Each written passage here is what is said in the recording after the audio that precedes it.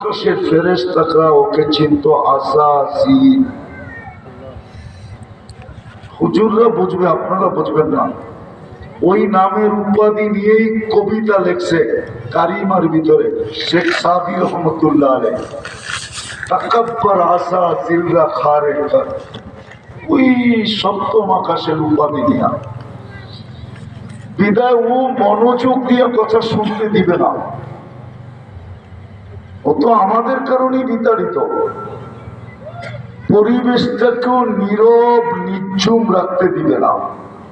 ও জানে এই দুই হুকুম যদি পুরা হলো তাইলে এখানে 80 বৎসরের বৃদ্ধ থাকলেও ওর গুনাহ মাফ হবে,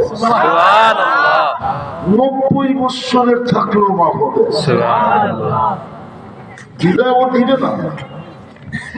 এই জন্য আমি জোর দিতেছি, আমার কথা এখনো শুরু হয় নাই। কারণ আপনি যদি মনোযোগই না দেন তো আমি কথা বলে লাভ কি? আপনি যদি পরিবেশটাকে আল্লাহর হুকুম মতো না রাখেন তো আমি চিল্লে লাভ কি? আমি চিল্লাই